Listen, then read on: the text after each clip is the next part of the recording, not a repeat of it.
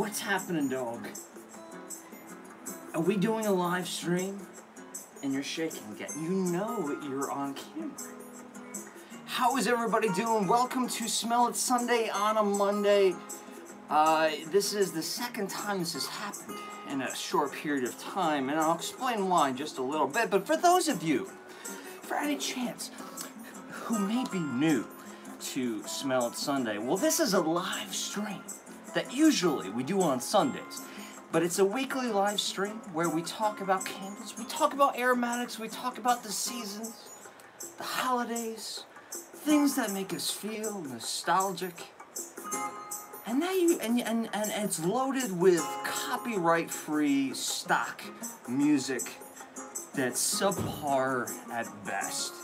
And Elsa, she's getting her fluff back. This is my little puppy, Elsa.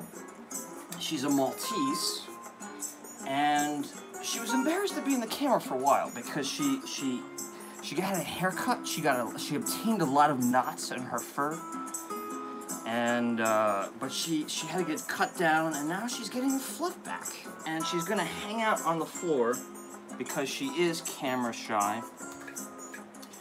So this is the first, not only my first live stream, but it's my first video of the new year. How about that, right? We're going to do several things on this live channel. And first, I want to welcome everyone who's joining in today. I'm going to pull you guys up while I'm introducing the show. We're going to do several things. We have some Christmas leftovers. We have some boxes to open up. And also, I'm going to explain, I think the second half of the headline of this video is, what's really important is, where on earth have I been? Where have I gone? Have I disappeared? Have I given up the Candle Enthusiast, my main channel? If you're not familiar with the main channel, swing on over. The Candle Enthusiast, aromatic adventures. What happened to all of the Christmas content? Well, we're going to talk about all of these things. It's been in my head for months, and I think it's just time that I get it out in the open. What's going on? It's nothing to worry about. I'm not going anywhere, but I want to fill you in on the process. I have my coffee, and although it is after 2 o'clock, look at everybody joining in. Hello, everybody. Although it's late in the afternoon, after 2 o'clock, I just have been, again, I've been sick as a dog. Yesterday, I spent the majority of the day trying to battle a headache. That's right. So I had to cancel. And what's funny is the moderators on the Facebook fan group, Eric, to be more specific, always comes up with these hilarious scenarios whenever I tell him that I'm going to be postponing the show, and a lot of people buy into them. They actually think what he's describing. Like once it was an arm wrestling competition that I was attending, and some folks, I mean, I don't see why they wouldn't believe it. I could arm wrestle, right? But some people buy it. I think that's hilarious. None of it's true. So that's the little reward for you guys to know who are actually joining into the line, to know that Eric, as Danny here is saying, Eric and his stories. He's quite hilarious. So let's get started. Let's get to it. As you can see, the office. I'm trying to not call it the office anymore because it's not. My office is actually right next door. I have all my computer.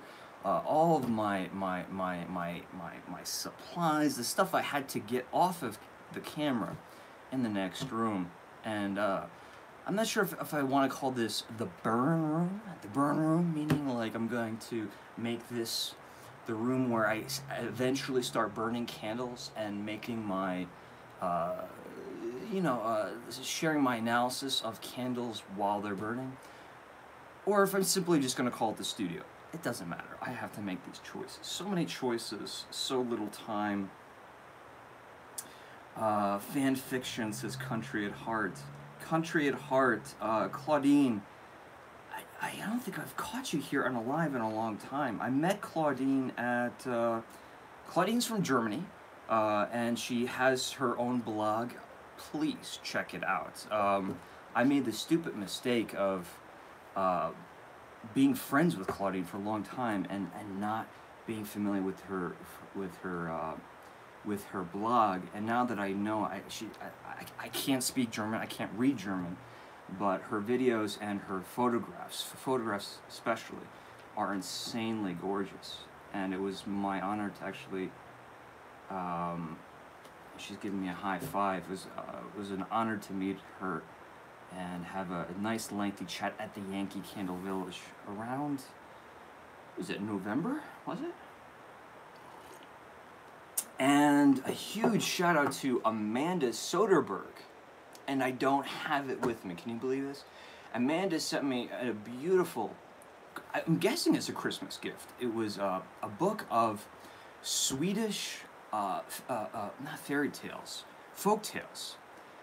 And the illustrations, oh my God, I'm forgetting the guy's name. But the artist who did all the illustrations was one of the biggest inspirations for Jim Henson when he was doing films like the Black Crystal and Labyrinth. Amanda, if you can help me out with his name, it's an amazing book. My brother and I were kind of fighting over it during Christmas. John Bauer? Bauer? Yeah, I think I'm pronouncing that right. And yeah, Amanda, that was really, really special gift. So thank you for that. I just wish I could show it because it's just actually on my coffee table. So it's a coffee table book, and that's where it is. I don't have it here at the studio today. Oh, thank you for linking up. I was going to ask you, Claudine, for linking up your blog. So make sure you guys swing over, and not only that, but make sure you follow Claudine Country at Heart on Instagram and on her social media. Trust me, the pictures are that beautiful. Let's get to this. And then I see we have a Rianne in the house. Now, Rianne is from the Netherlands. Rianne has been with us a long time here on the Candle Enthusiast, aromatically speaking, sweetest girl in the world. But she actually found us through my brother's vlog, Eric Peter Carlson. He does, I try to plug him as much as I can, but he does what I would consider one of the coolest style Disneyland vlogs on YouTube. He's a legit filmmaker, and he's making legit, beautifully filmed and edited Disneyland video. So if you don't know him, swing over. But Rianne found us through my brother. She's a big Disney fan, and she sent this. This thing is like the monolith from 2001 Space Odyssey, and it's like put together with this heavy-duty tape. So I saved this a little bit of time. I haven't looked at everything inside. I did take a glance though, but I knew this would take me forever to open, just to figure out how to open it. So let's start with this, because for Rianne right now, it's really late. And she's saying it weighs almost 5 kilograms. Kilograms? Is that right? What's the conversion of that into pounds? Can somebody help me out? I should say here in the box. And very, although I tell people don't spend a lot of money on sending stuff to me, just the shipping cost from Germany, as you can imagine, was a huge expense. Oh my God. This is amazing. This is, look at this. Let me just try to get you, look at the goodies inside. Now, Rianne she has done this. She shipped my brother Eric and Monica a bunch of stuff. when they do their lives. If it looks like I'm rushing at all, Rianne, please know that it's not, that I will not be, this is so cool, that I'm not appreciative. This could, you know me, it takes me a long time to do unboxings, and I don't want to be here for an hour, because I want to show everything that's inside this box. But first thing that I'm noticing, look at that! We have the Candle Enthusiast logo. I got the beard now. My face is a little bit larger. But she's got that, the hair is right. The hair is right. The sunglasses are definitely right. Everything is right. Even the color of the shirt. That was a very, very, I love that shirt. It was one of my Napa Valley shirts. I had a lot of wine-colored shirts in Napa Valley. So we have an illustration of myself, and I'm liking it. She's got all the details right. You know, and that was funny, because that image was not even a photograph. It was a screen capture from one of my videos. Can you believe that? And I have been using it since the duration of the Candle Enthusiast. And we have a postcard. I just spit a little bit. Hi Shane, greetings from, now remember, my German pronunciation was one of the main things I struggled with my studies in wine was wine pronunciations, German wine pronunciations. I cannot pronounce German and Austrian words well. And if you hear noises, it's just Elsa going through all of my bric-a-brac right now. Let's hope she doesn't break anything. Greetings from Velsen Nord. And that, how beautiful. I was just talking to my brother and family about how I would love, I mean, even if it was just a week, to do like a super quick road trip, but I would do, you know, a year if I could, of you know, Sweden, Finland, Norway, and Germany, Austria, just get in a car and drive, because, I don't know, it just feels like it would be like driving through a fairy tale. I think probably what people from Europe think about New England, you know, people from Germany, what they think about New England, you know, a lot of, at least I do, I think about parts of Europe being that really, really fantasy-like place. So much stuff to show here. So we have Pip. Pip is the penguin from Mary Poppins.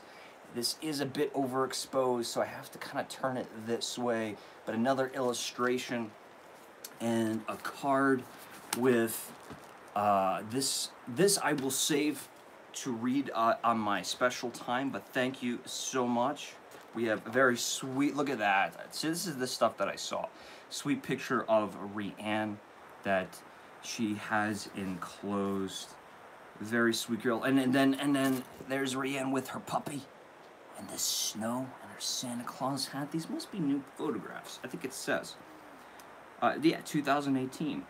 Happy New Year. I'm trying to see if there's the dog's name.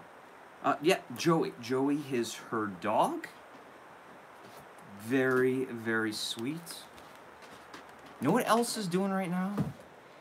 Elsa, do not destroy that. I have a little pile of Halloween stuff that still has to go away. She's trying to get into my display box that's unopened of Count Chocula. And then she better not, because that box is from like 5 years ago. She'll get sick. And chocolate, dogs can't eat chocolate. This is not for the live. So again, another little letter. Not little, this is a nice large size letter from Rianne. Very cool.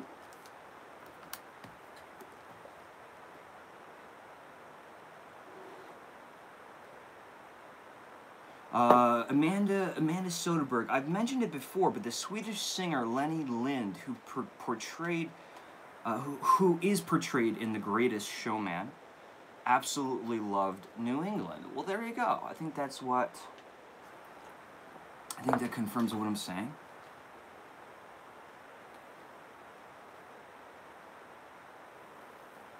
Very cool. And you guys are talking amongst yourselves. And hello, I see a bunch of people just joined in. Hello, everybody who's joining in. We're opening up a care package from Rianne. We all know Rianne. We have Olaf wrapping paper. Really nice wrapping paper. I hate to ruin this. And I think we have something. Oh yeah. This has got to be. What is this? Is it a sheep? A lamb? A sheeplizer? Oh man, I can't. I don't know these words. There's a picture of a dog on it. But this is what I'm seeing. Shield. And I can't even spell. Shield. Maybe you guys can help me out.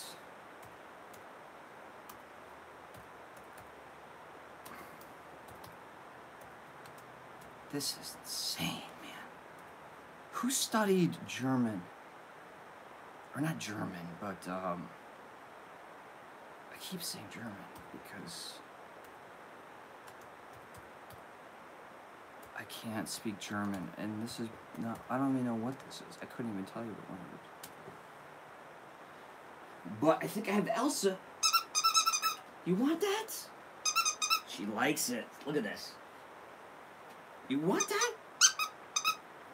I believe this is a lamb, and I believe it's for you. And I could tell you like that squeaky. Come on, let me take the tag off. Thank you, Elsa. She's got many toys, but she can never have too many. Go get it. Go get it. There she goes. Oh, and now she's probably going to be squeaking it through the rest of the video. Oh, man. She's going to town on that thing. Alright, let's keep this going. You know what? That looks like, ooh. What do we call these? That's beautiful. Has a beautiful windmill on there. The windmill is always that symbol. That symbol that I've always loved. We had Walt Disney's The Old Mill, very early Silly Symphony, short cartoon, and a whole bunch of movies. I'm thinking of Sleepy Hollow, and my brother's actually new film is largely takes place inside of a windmill. But we have these, what do they call these are ceramic, but they're those wooden clocks, right? That's awesome. That is really cool. It's that is a perfect ornament. I have so many ornaments from this year. These I do not want to get lost or broken, so I'm going to put them right there. That's beautiful. Beautiful. Okay. Rianne, this is so much. This is, come on. Thank you very much, Rianne. Stuff Dutch people like. Now this is good.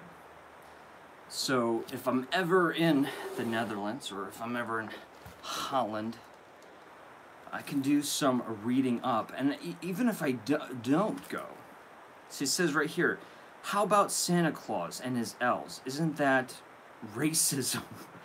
A fat white guy using a race of elves to his needs. This is seen as okay. That is getting very serious very quick. But I don't know. Is that racist? I don't know if racism is the right word, but that is good. And then for further reading, on the back it says, stuff Dutch people say, stuff Dutch people eat, and stuff Dutch moms like. Stuff Dutch moms like. That's the interesting one. But international bestseller. Very cool, Rianne. Thank you so much. Again, I have to plow through this. And I don't even know how I'm going to do this because I have no idea what any of this stuff is. I'm going to show it. And, you know, the thing is, it's like, I don't know, open everything and ruin it because I want to enjoy these things. I don't want them going stale. But this looks like some kind of black licorice candy. Rianne says, the book Eric has, and now you have a book... And now you can have a book club. Okay, yeah, so Eric and I will both... I'm sure Eric and Monica have read a good portion of it. And licorice, that's what it looks like. And Claudine is saying licorice. And it feels hard, though. So is it like a crunchy licorice? Or is it like brittle? No, it feels a little soft. Now that I squeeze it, it's got some give to it. But it also sounds like it's coated in sugar. So sweetened coated, sugar-coated licorice. All right.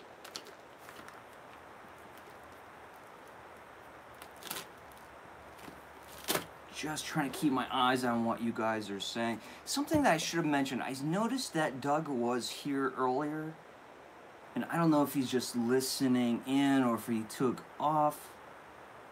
But I do want to make sure, Hauling Wax, if you see Hauling Wax in the chat section here, that is Doug from Spooky Villages. Just in case anyone doesn't know, it's Doug from Spooky Villages. He, like myself, oh, here he goes, I'm listening. He's probably at work. He started a brand new channel that's devoted to, you guessed it, wax, candles. This he was having kind of, I don't want to say troubles, but he was having kind of the balance issue. Doug and I like to do an assortment of different things. Doug's into, you know, he's a guitar player, so he's certainly into music, and he's into radio-controlled.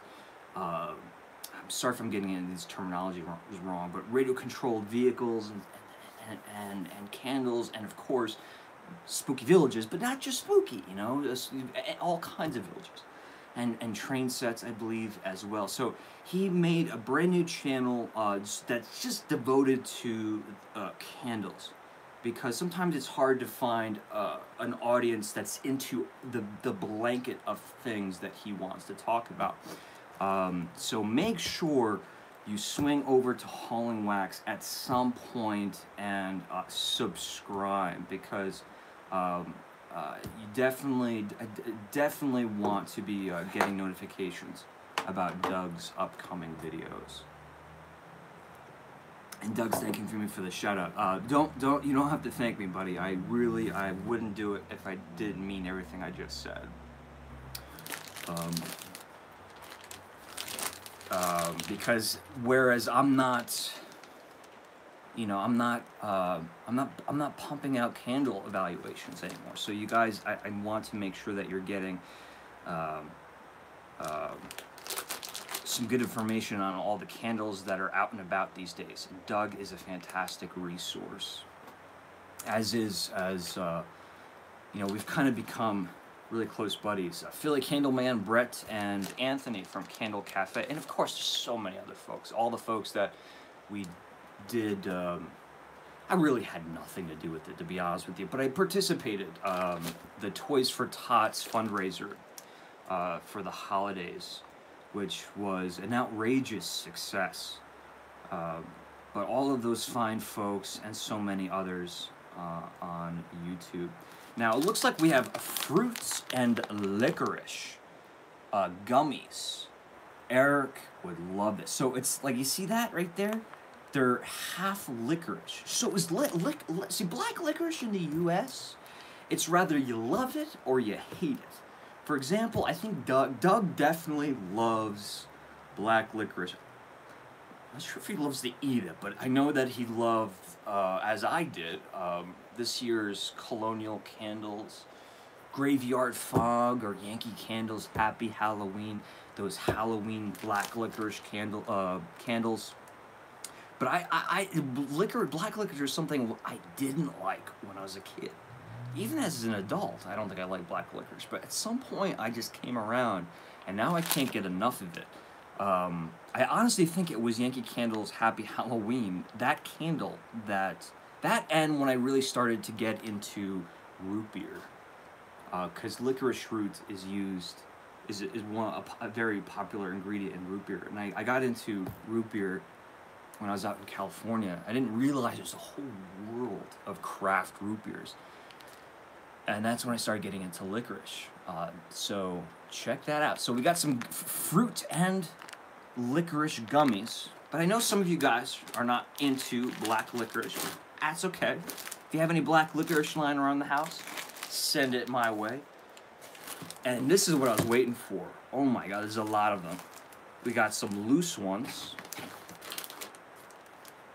Okay, so Rianne told me that there'd be some of these, and this is what I actually am gonna open one of these on camera. Stroop waffles.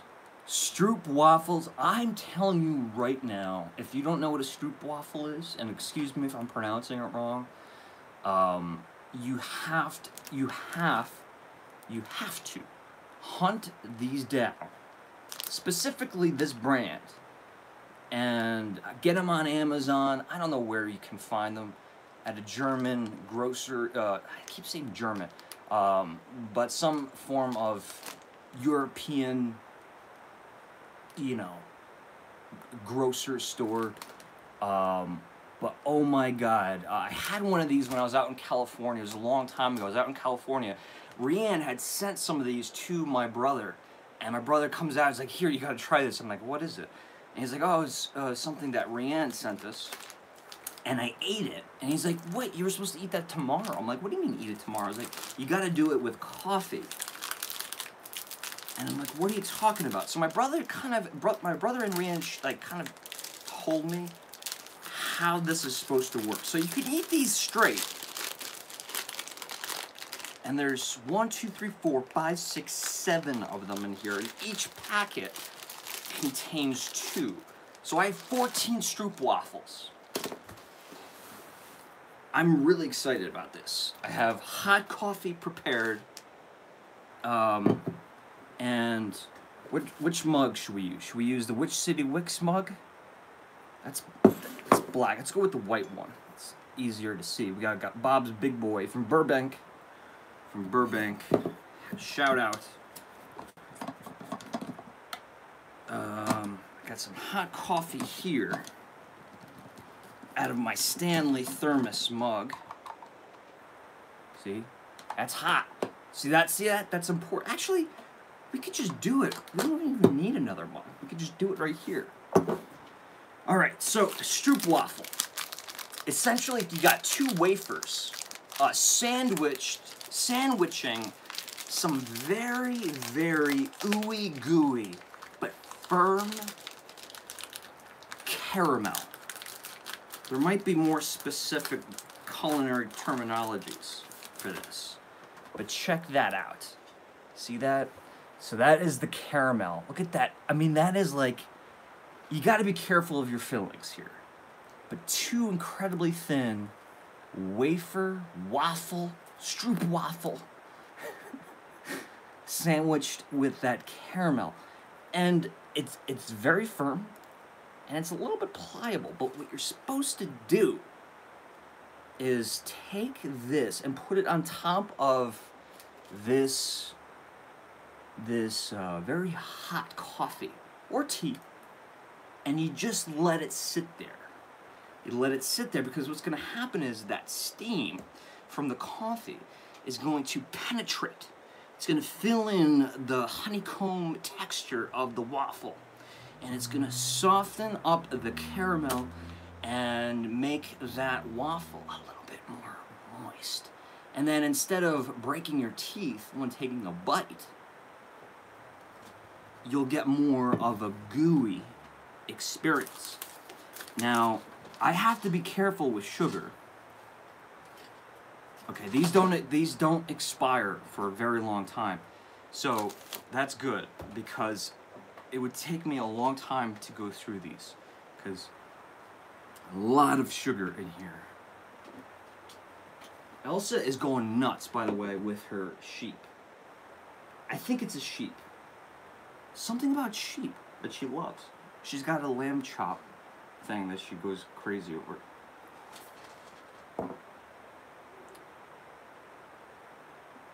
Okay, are we ready for this? I think I'm gonna flip. I just flipped the stroopwafel over. Let's let that sit for a while longer. And I'll put this one over here. My God. And we have Biscuits of St. Nicholas by Lotus. We have some cookies or biscuits shaped or inspired by St. Nicholas. Stroopwafel has stolen my heart, says Nancy. I'm telling you, I'm not kidding. Wherever these can be found, I'm sure that you can find them on Amazon. You have to try these. There are, but be careful, because I'm telling you, this is the kind of stuff that you could eat like 50 of them and get sick to your stomach, because they go down so easy, but there's so much sugar. Okay, you guys help me out with this one. If I could expose this right, I wouldn't have to type it out. And I knew this was going to happen. I wasn't going to be able to pronounce anything that is in this. But that packaging kind of looks like, I mean, I guess it looks like a Starry Night. Not like Van Gogh's Starry Night, but, you know, it looks like a, you know, say like a summer Starry Night, but it also kind of looks spooky. This is something like Doug from Spooky Villages into. Big Moon, bare trees, and these are special cookies only when Sinterklaas is in town. Sinterklaas. Now, is Sinterklaas? I'm sorry, I'm not making fun of the language or the mythology, the folklore. Maybe it's not even folk. I don't even know.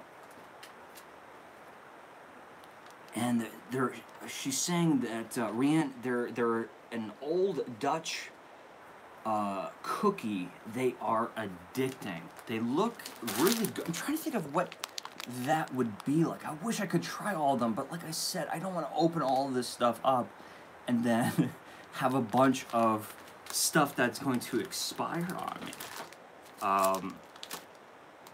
I'm gonna need like a pantry for international treats. And look at this, more licorice in a box. These look like ooey gooey black licorice, and it says, by the looks of it, it's saying it's the best. It's the best recipe. I'm guessing that's what it says on the box. But these, see, I can at least open the box here.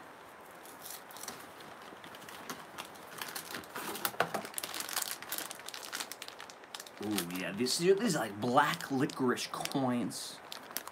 I'm gonna have to do an evaluation of all of this candy, Rianne, and let you know my thoughts on each and everything. And it's just too bad that Erica Monica, my brother and my sister-in-law, we spent nearly 10 days together, and we haven't seen each other really.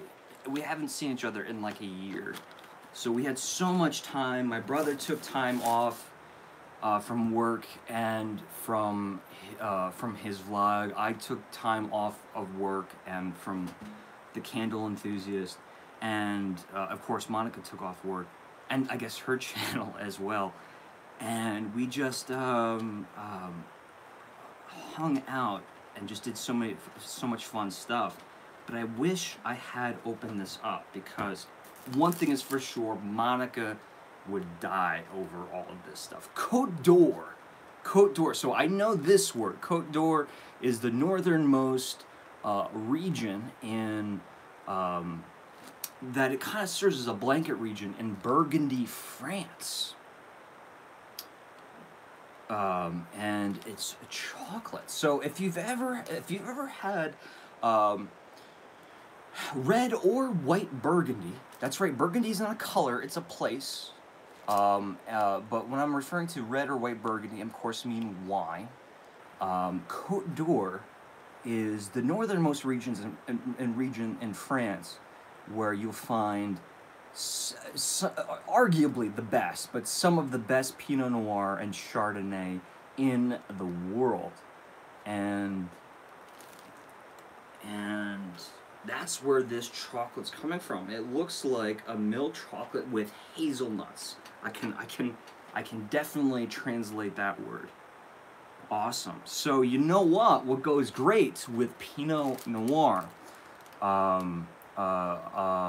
Especially a darker chocolate. I don't know how dark or sweet this chocolate is, but some delicate chocolates with Pinot Noir. Maybe not Chardonnay, but red Burgundy. Fine pairing. And it's going to contrast everything, because you rarely ever get chocolate notes or nutty notes on Pinot Noir. Very cool. That one I knew right away, Côte d'Or. We gotta do a wine smell it Sunday one of these days. Somebody who actually was referred to me by Claudine, I think his name's Christian, he just contacted me. So a huge shout out to Christian if you're watching. He said, I would love to see you do a whiskey tasting, or like evaluation. And I want to quickly address that. I would love to do that at some point, because I would have such a blast of doing like wine tastings. I think what would be really fun is to do inexpensive wines that I think are of good. You're never going to get fantastic quality for very inexpensive wines, but I think there's some little hidden gems out there. And being that they would be inexpensive, I could tell you guys what to go buy. I could buy them, and then we could essentially taste them together. I would love to do that, but the cost for me would be kind of expensive. So once this channel right here has 1,000 subscribers, the secondary channel, once it has 1,000 subscribers, maybe we'll start doing super chats where if everyone gives, let's say, $1, we could easily have like a Taste It Tuesday, or it'll be a Smell It Sunday. But instead of talking about candles, we can do wine, we can do sodas, we can do really crazy things. I used to do bottled water tastings, and as silly as that sounds, I think you guys would be surprised how amazingly different bottled waters taste when you have them side by side. But a whiskey tasting, that would be a little dangerous, because what's different about spirits versus wine you can spit when you taste. There's no real need to swallow, in my, if you ask me. But when it comes to spirits, it really is a part of the process. You do have to, if you take a sip and you're tasting spirits, you have to swallow. You can't really spit it out, because there's so much alcohol. You need that time for your back palate to let that flavor linger.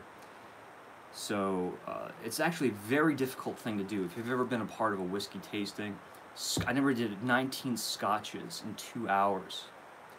And again, just taking sips, but man, I was in rough shape after those 19 scotches. And I was trying to be as studious as possible. So look at this, a beautiful, it almost looks like a stone granite, like a slate rock. It's not. It's ceramic, and it's got a little bit of sparkle to it. And Rihanna's provided me a little lid there. See that? But we have a candle here called Pomegranate Black. And that's all it says, Pomegranate Black. How mysterious is that? I don't know who this is from, where it's from. Nancy says, I love German wine. I'm going to echo that. I love German wines. And here's the thing. A lot of people, and excuse me if you guys, any of you are too young to be drinking wine or alcoholic beverages, or just simply don't like alcoholic beverages, or don't like wine, because I'm always talking about it, but a lot of people, at least in the US, frown on sweet wines. They're like, nah, sweet wines, you know, people assume that that means they're of cheap quality.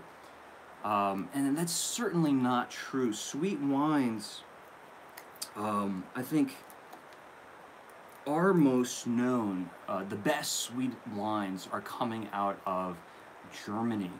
A lot of different grapes, but mainly Riesling. And you say Riesling in the US, again, people just associate that with inexpensive wines, unless you're from, say, Washington State, then you realize Riesling is actually a prominent grape. But Riesling is one of my favorite grapes in the world. Ooh, wow. I see, I don't want to take, I have to take this off. I'll put a new lid on it. Ooh. And there is a lid in here. It's a paper lid. But I can take this thing all off. So we have a really soft wax. I know if I touch that, I would leave a fingerprint. And that is really, really pretty. I think the black is in a reference to like a black peppercorn. Yeah, like a black peppercorn and some other kind of spice and musk. Pomegranate and red fruit though, completely. I probably wouldn't guess pomegranate because there's usually when I think pomegranate, I'm thinking of tart more than sweet, and this definitely has a perceived sweetness. But that is a very nice smell, and I would love to know more about this candle because that's such a, look at that label. It's just so nondescript. No company name. Is this like made by a local candle maker in the Netherlands? But it's a borderline like perfume. Doesn't smell like a perfume, but like a perfume candle. It has it smells like a very fruity perfume, but not nauseating perfume candle. Very, very nice. Very nice. That I will be burning, especially because it doesn't have a lid. Guys, if you could only see how many candles, because I really haven't been burning a lot of candles, I'll be honest with you. There's so many candles that I've already reviewed, I've already filmed. Again, I'm going to be talking about all this later in the video here. This is already taking me a long time. But yeah, I have to tell you, I've reviewed so many candles, I just haven't edited them yet. But then after that, I need to start burning these. We have another candle. And this, I can pronounce the name. It's the Gouda. I know the cheese. But this one is Mandarin Jasmine. Sorry for the soft focus there. And it's so funny that they have the translation underneath, and I mean it's almost spelled exactly the same, Mandarin and Jasmine. Oh yeah. But Mandarin Jasmine, but peach and nectarine, peach schnapps to be more specific. Like peach skin, like Georgia peaches, fresh Georgia peaches. I'd buy them in Brooklyn from the finest farmer stands when I lived in Brooklyn, or if you're ever in Union Square in Manhattan, they get the best fruit in the world when it's in season. And you know there's that distinct, different aroma between the meat of the fruit, sometimes the pit or the seed of the fruit. And in this case, I'm smelling the skin of that peach, even though it does say Mandarin. And I definitely smell a citrusy component here. I would say almost like borderline's tropical. Mango, papaya. Very nice. Thank you so much. Thank you so much, Rianne, for candles. Candles.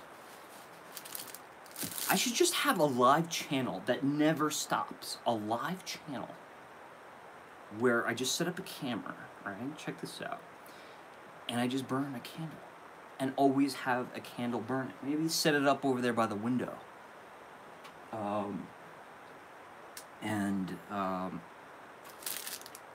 Yeah. So you can have like real-time candle burning in your house, especially for those who can't have, some people have folks in their household who can't really have candles. I was like that when I was a kid. My mom is very sensitive to fragrances. So my father could never burn candles in the house, and he loves fragrances. He was a big potpourri guy when I was growing up. Whoa. This is not a candle. Made September 2018, exclamation point, sticky. Whoa, and yeah, you're not kidding, Rianne. This looks like, it has to be, some kind of jam or preserves. Can you see that? Like there's some empty space in there and you can see the thickness of this jam. And it looks like some of it did make its way out a little bit. I don't want to get my hands sticky, but can I open this? Elsa, do we have any gloves? Do you have any gloves? Find me some gloves, Elsa. Bam. You gotta be resourceful here. Whoa. Holy moly. What kind of, help me out here. Homemade berry jam. The grapes of my garden, from the grapes of my garden.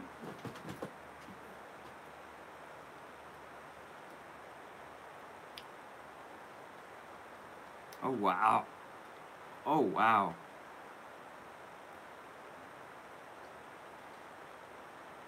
That's good. That's good. Maybe that is really good. Rianne, did you make this yourself or someone from home? Who's making the jam at home? Because maybe you should start like your own jam company. That is really good. That should go on the stroopwafel. Grape jam. Got a little bit left in my mouth. I think it's a perfect opportunity. Look at the stroopwafel. The stroopwafel is actually steeping. It's actually throwing off some steam. And look, can we get a close-up? Let's try breaking it one more time. You see how all that caramel is melted and gooey? I've never done this before. I've been instructed to do so. Here we go, stroopwafel.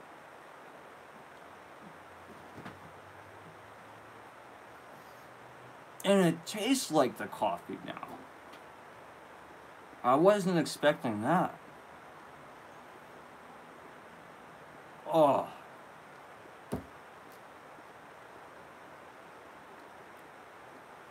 I'm telling you, I don't know what is going on. What the secret ingredient is. I mean, it looks like, it's so hard to see it, but it looks like raw honey now, that caramel. It's completely melted.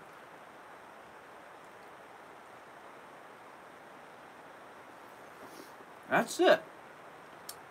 That confirms it. This is technically my favorite,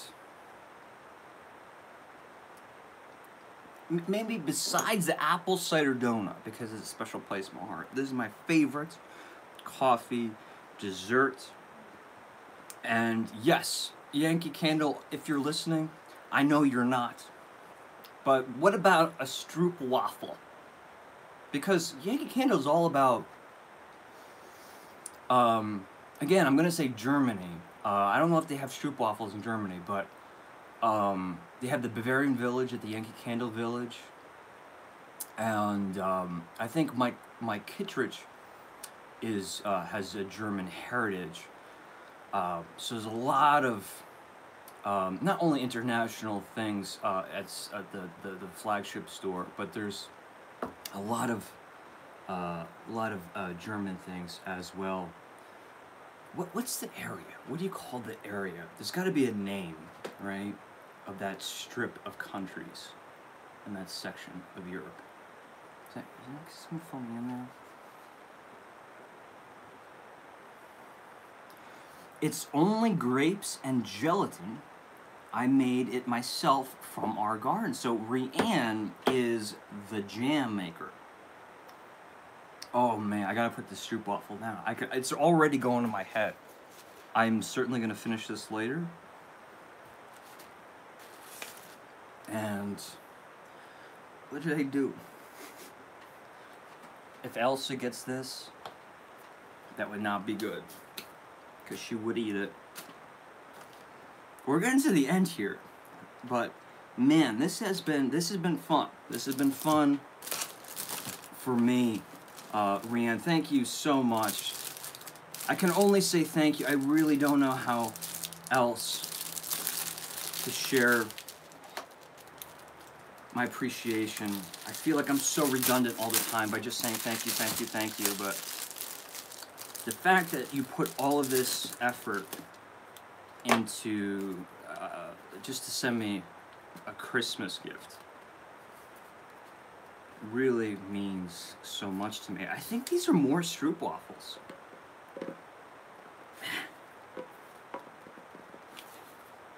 And the lid is on there. Is there a secret?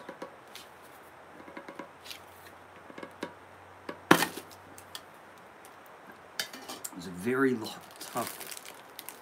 Stroopwafels, oh my god. She's gonna kill me. I am going to be diabetic, if I'm already not diabetic. I may be. I'm gonna be a diabetic by the time I'm done with this box. This is just a different brand. This is a little bit smaller, from a different company. But it comes in this beautiful, look at that. Kind of looks like a 1950s Americana. It's not, but it looks like a 1950s Americana tin. Very beautiful. So everyone, just say thank you to Rianne, or give her a high five emoji for sharing all of these wonderful things with us. This had to have taken her a long time, and Rianne, I will read all of your notes in private, and we'll send you a letter, a message, to share my deepest thank yous. Thank you so much for all of this. And if anyone has any questions about anything that I showed, let me know. If you're watching this later, just put them in the comments, and I will tell you exactly what it was, where it's from. I'll do my best. Maybe I'll link up all of these things. Nicole says, throw one of those in my box. Nicole won a Which City Wicks. I don't know. Are they... I haven't even had a chance to talk to Liz from Which City Wicks to thank her. She sent me a box, a care package for me as well. She sent me Sea Witch, she sent me Witching Hour, and a bunch of, bless you, a bunch of candles, but also a bunch of the gift boxes that we had available for the holiday season. Inside, I'm sure you guys already know about this, inside you have my pick of fragrances from Which City Wicks, if you're new to Which City Wicks, and we had a little contest, and Nicole won that contest, so she's getting a box. And Nicole, I apologize for my tardiness. It's just, we're gonna talk about all of this stuff, but we have one more thing to open. We're gonna talk about where I've been, what I've been doing. It says in the headline, where on earth have I been? I need to refresh my coffee. It might taste a little bit like stroopwafel now.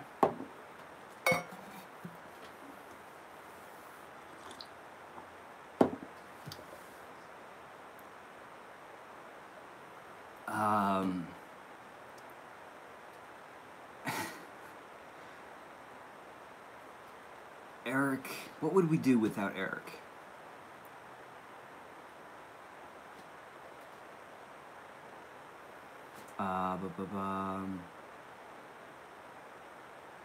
Fresh, those are fresh baked stroopwafels. I bought them at the market.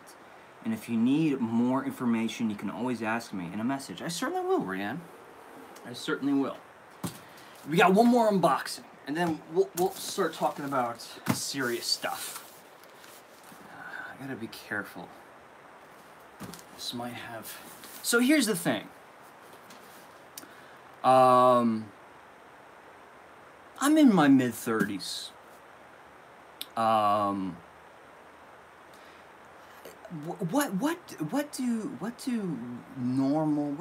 is the average mid-30s single male? What do they usually get? What do you buy them for Christmas? What do they want? Right? Here's my question. On average, what do they buy? What do they collect? Whatever it is, I just don't think I fall into that category. If you look at the things that I own, I probably have the biggest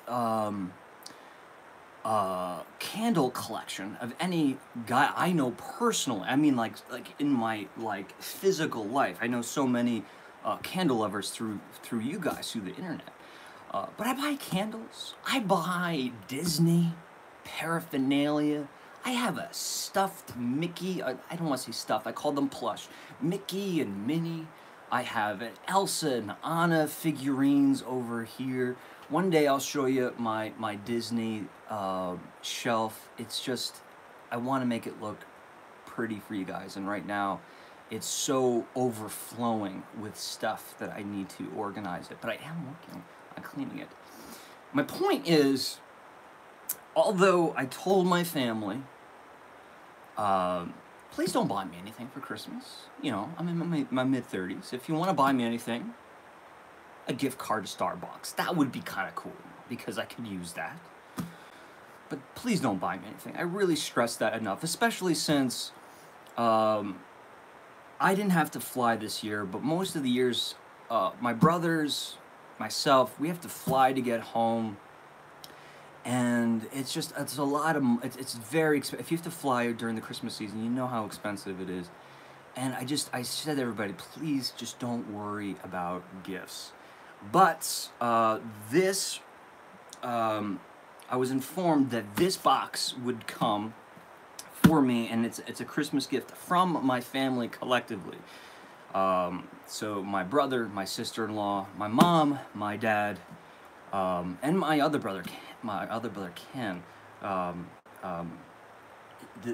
This is a collective gift from them, and I can't wait to show it to you because this is actually very important to me. It's not candle related, but it's something that we talk about quite frequently on this channel.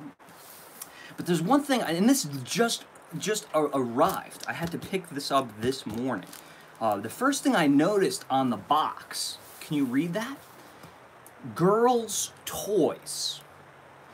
So if I wasn't already self-conscious about this already, they had to put it right there in big bold letters. Girls' toys. Just to remind me if I wasn't already feeling self-conscious. Thank you. This is from the Disney store, so thank you, Disney, for making me feel like I fit right into the demographic of the people who would be buying such a thing. The inside here is going to be a limited edition item, limited to 4,000, and if you ever watched my brother's vlog, he collects a lot of this stuff, and I collect this stuff too. I just don't show it because it makes sense for him because he has a Disney vlog, so he's always showing his fun Disney stuff. But I don't really show mine because, you know, I don't know. Again, I'm not self-conscious. I just don't want people to get the wrong impression, you know? And you can judge me any way you want when you see this. But just know that this means the world to me. And I'm really opening this for the first time. I haven't seen this in person. Oh my God. All right, I kind of got to get into the mode here. If anyone hasn't yet been out to see the new film, Mary Poppins Returns, starring Emily Blunt and Lin-Manuel Miranda. Oh my goodness. It is a doll. Yes, it is a doll, my friends. But this is not just any doll. Look, I'm trying to justify it. This is, like I said, a limited to 4,000, a limited edition Mary Poppins doll. 16 inches. I don't know what scale that is. But, oh man, this is my first one of these. My brother has, like, Elsa and Anna. He's got Rapunzel. But Mary Poppins, to me, is just a symbol. This lifelong symbol that's been in my, just been in my life. You know, just reminds me. She reminds me to always, whenever I take things seriously, to just, does this open? It looks like it opens. I don't know how this works. I don't want to take this out, but it does look like it opens. Because she will be staying in the box. How? I definitely don't want to ruin this. I'm terrible at unboxings. I need my brother. How do you do this, Eric? My brother Eric. It does. It opens, but I can't. Okay, I'm not gonna try to do it. But look at the detail of this uniform. So this is her nanny outfit is underneath her blue raincoat. So this is what she's wearing in the film when she arrives. When the winds of the east pull her in, and she comes flying down on the kite. Spoiler alert, she's got her carpet bag right here, and her umbrella in this hand. And man, you know, they show pictures of this on the internet. I've had my brother, because my brother has one.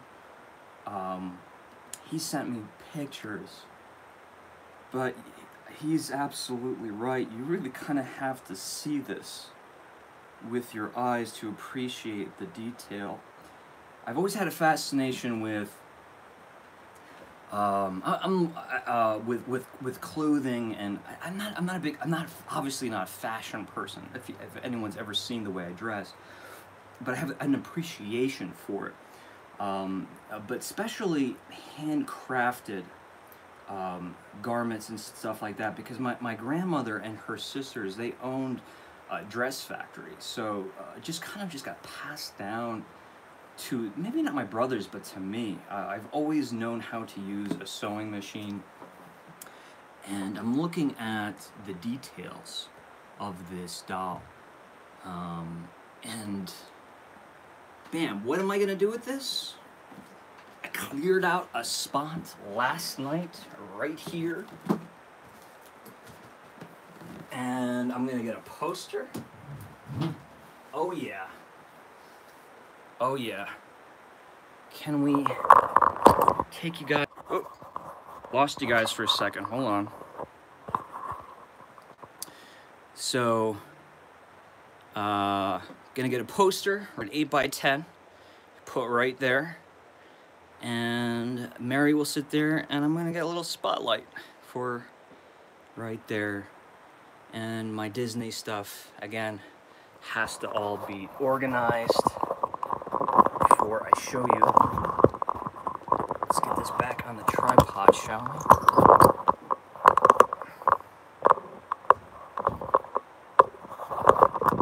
Okay. Sorry about the confusion.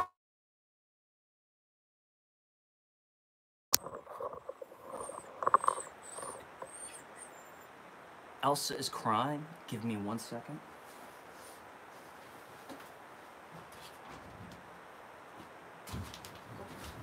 Get in.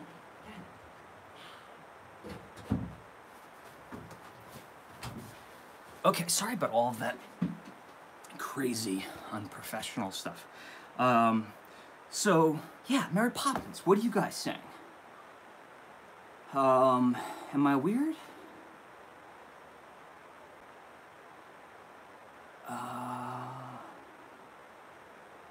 Let's see.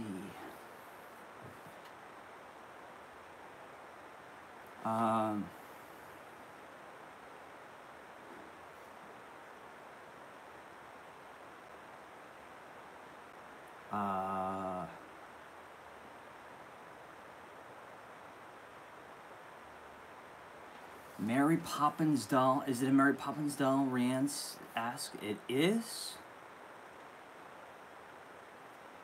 Be like a girl, awesomely cool. That is.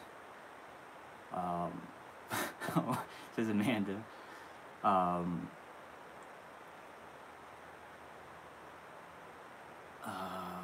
Nicole says Lin-Manuel is amazing. I've been last Thursday. I haven't been to the cinema in 2.5 years. Rianne, we gotta get you to the cinema. It's a Barbie doll. Says Spook's Offspring.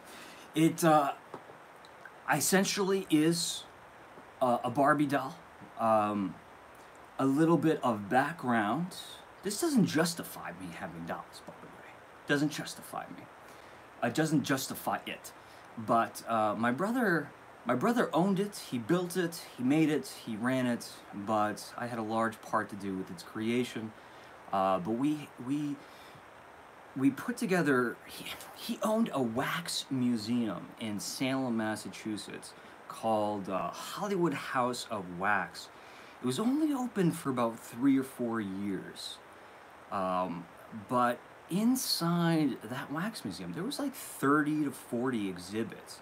Inside that wax museum, a lot of the wax figures, and actually most of them weren't wax. The faces and the hands were made out of silicone, which we didn't make, but we made the bodies, the armatures.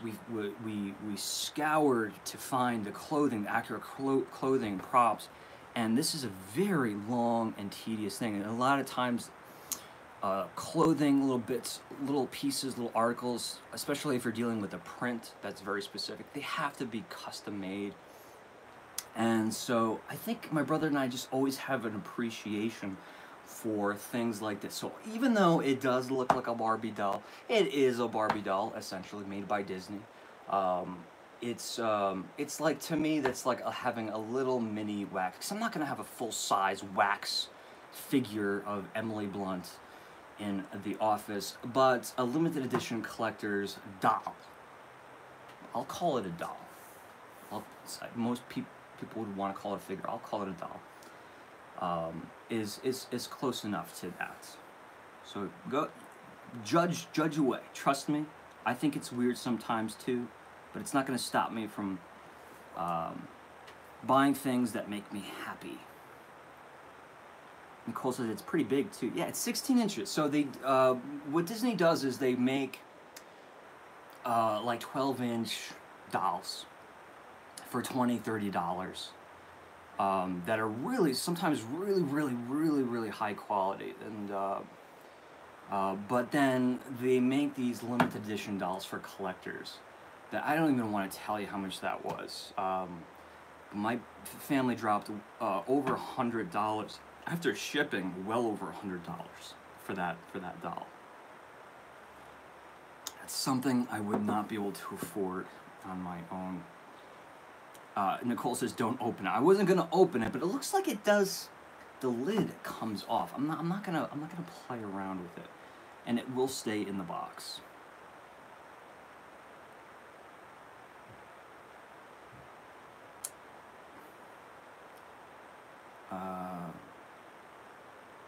Everyone's mad at me for opening the box. I wasn't gonna open it. Again, it looks like it has a lid that pops off and would slip back on. I wasn't gonna open it. Although, I don't know. If it wasn't in a great box, I would open it, because I don't want it because it's collectible. Again, I want it because it's a symbol.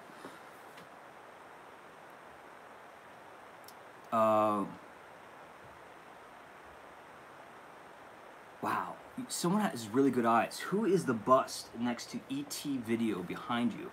The fact that you know that, all of that details, and you can see it.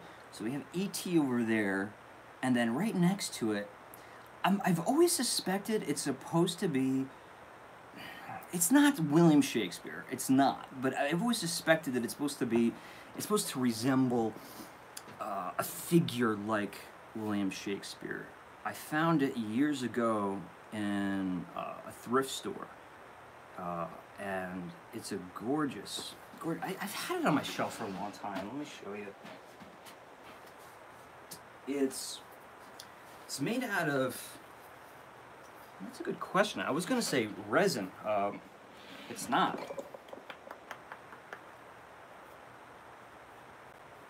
That is made out of like an Ultra Cal 30, which is a very hard plaster, and it just had, and it's got this like rub and buff.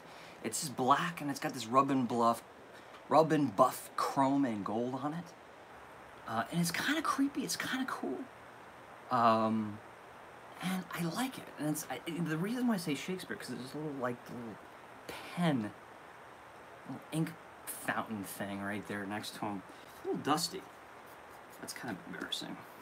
But the fact that you noticed that,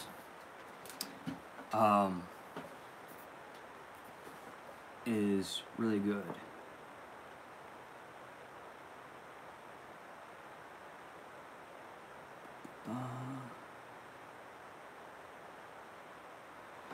And Jared says, "Shane, how do you get the perfect winter blue in your background?"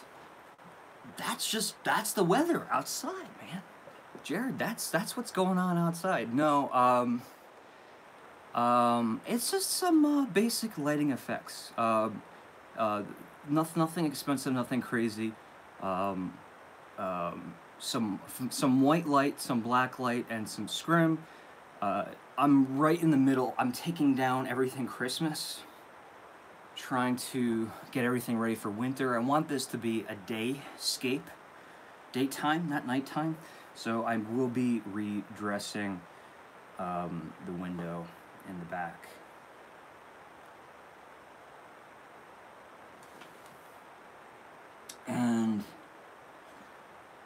Country at Heart, and it's already sold out. The Mary Poppins, you know, I was afraid to look at that. Yeah, I wouldn't be surprised. Those, you know, when those, because like I said, that one's limited to 4,000, which is pretty small. You know, the other ones are usually limited to like 7,000. But that came out before the movie was released, so it didn't sell out super quick. So I had time to order it. My brother usually waits online when these things come out because they sell very fast. Nicole is taking off. Bye, Nicole. Okay, yes, Rianne has to go.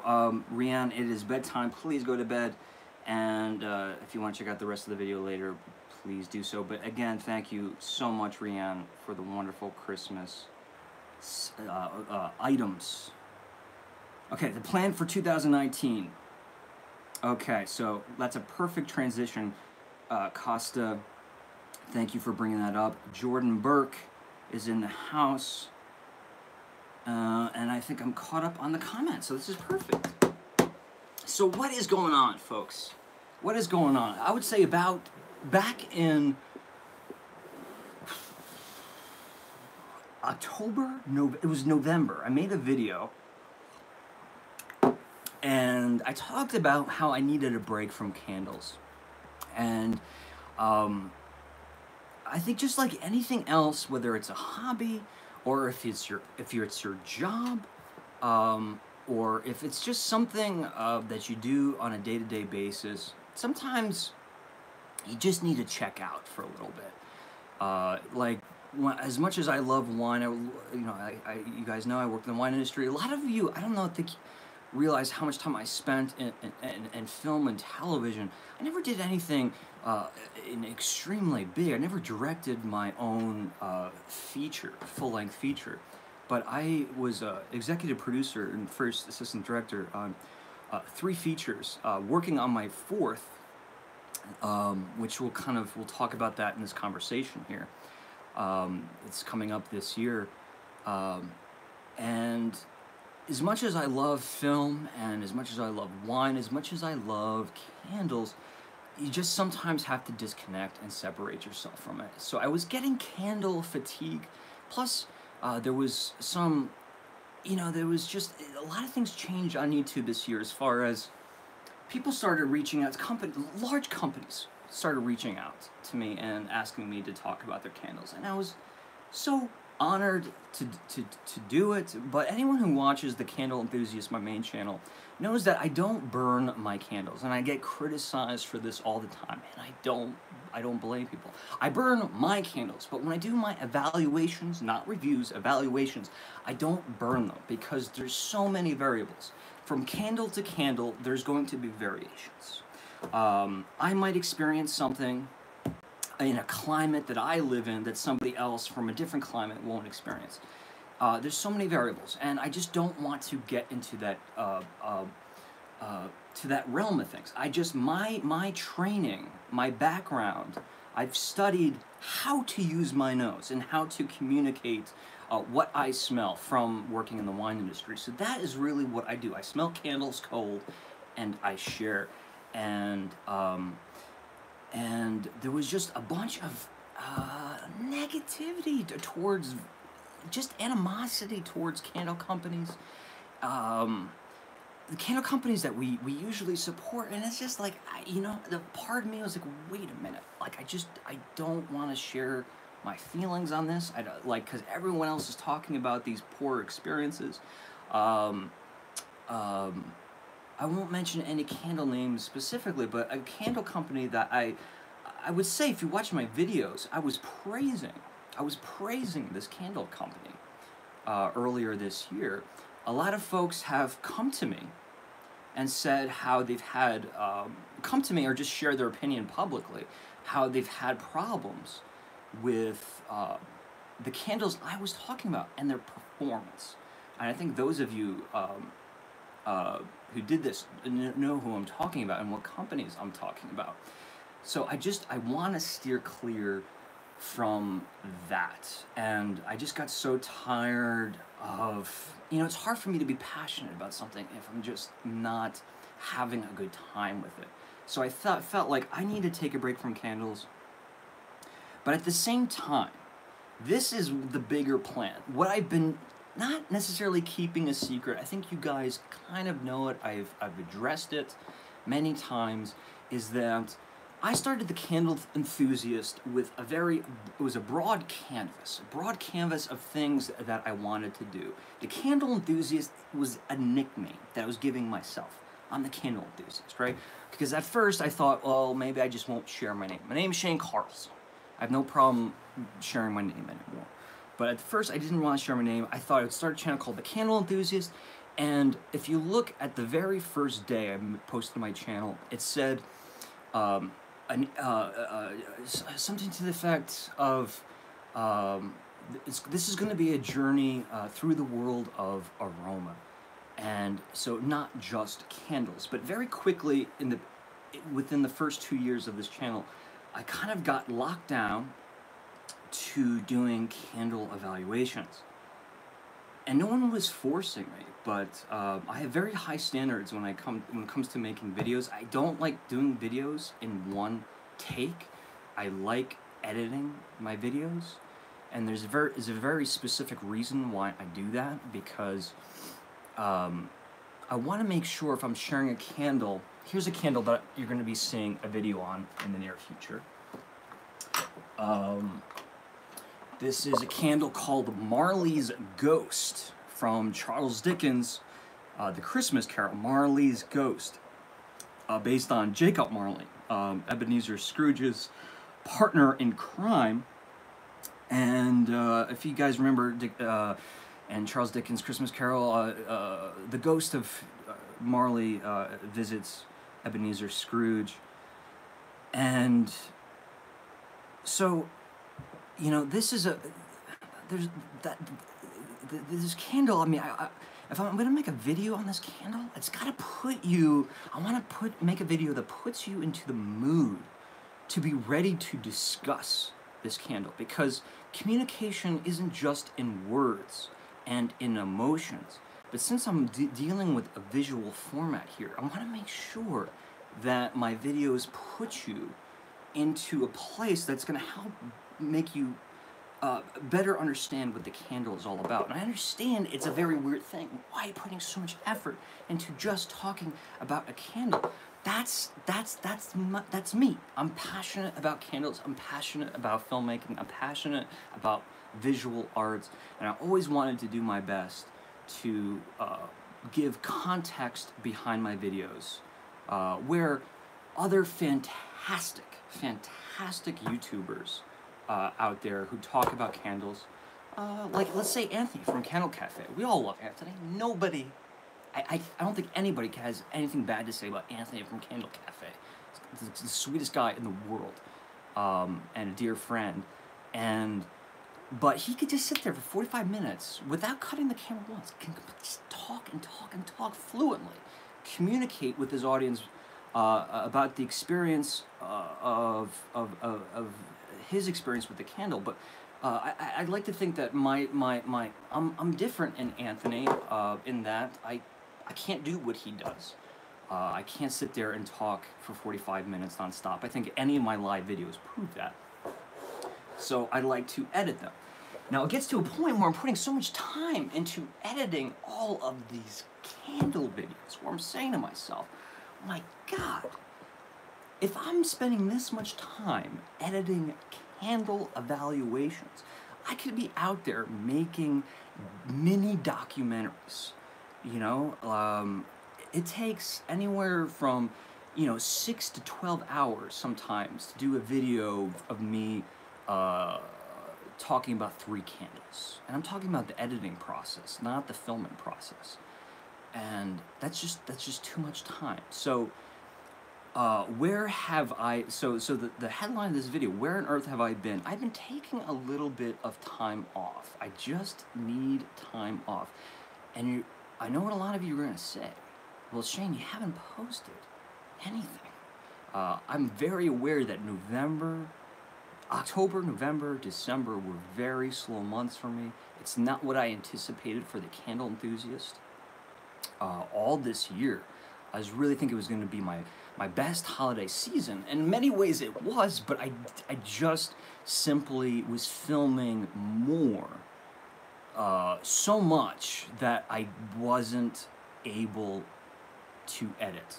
I would say about 60% of the stuff that I filmed was good and will be edited and will be posted. But that 40%, that's a large percentage of stuff that I was filming, it just didn't work out. And I'm talking about aromatic adventures. I'm not talking about candle evaluations. I'm talking about, I visited lots of different places, amusements, factories, stores. I've talked to very large and very, very, very small candle companies, and I was doing just what I was saying. I was making kind of like little mini documentaries. If you watched my Sleepy Hollow video that I posted in October from Old Sturbridge Village, I think that is a good example of what I'm talking about, mini documentary. It's something I would call a vignette. And for the future of the Candle Enthusiast, will I be talking about candles? Yes, but I want to branch away from the sit down, talk about candle evaluations. Me smelling a candle and me going on and on and on and on. And I know it's not that I won't do that again, and it's not that I won't do it. But I need to limit how much I do of those, because I feel like it just eats up too much of my time. And remember, this is a one-man show. If I could hand that footage off to someone else to edit, it'd be a different story, even though I would never do that, because I need to edit my own footage. So 2019, and the reason why I'm taking a little break right now, I'm going to try to do lives, and I'm going to be editing, so it's not really time off for me. But I just need to sort out an agenda, what I'm going to be focusing on, and just spend a little bit less time sitting down, doing a sit and chat, talking about candles. Instead of talking about, let's say, Washington wicks. Is Nikki with us? She was.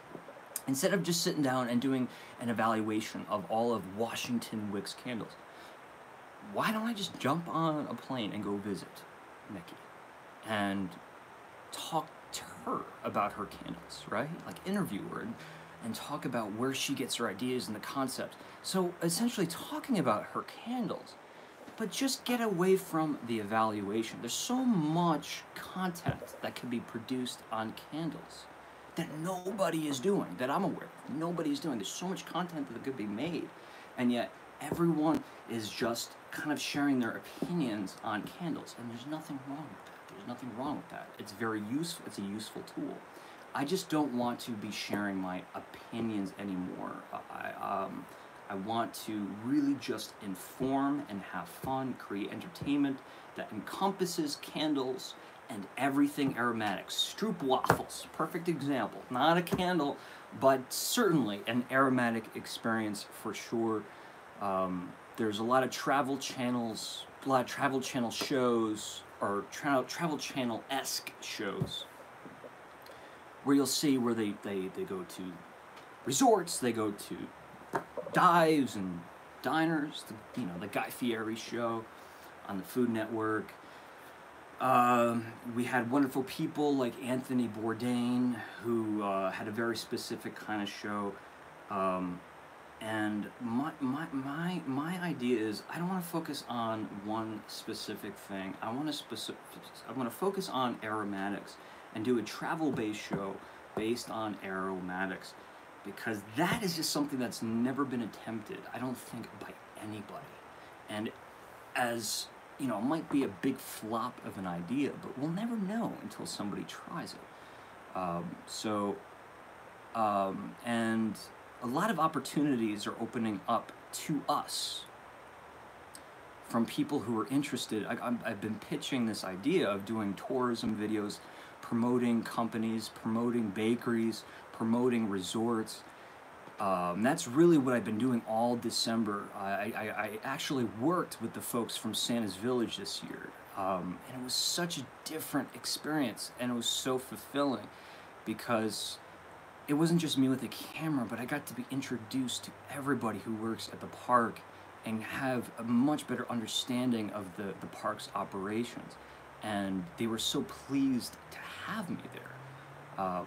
And I just see this being the future of the show. I have been rambling, I've been talking for a long time, but does any of this make sense to you guys? I'm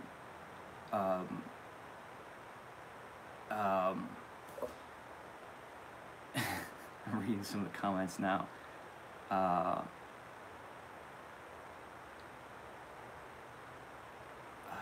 watch it.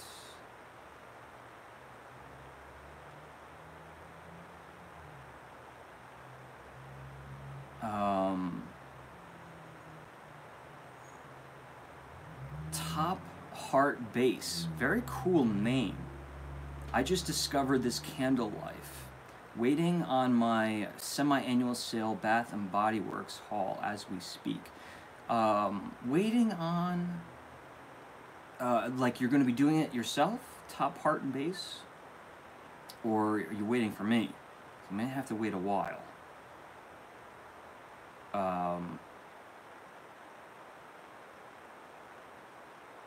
And our meeting says, our family says, hi, what did I miss? Back from meeting.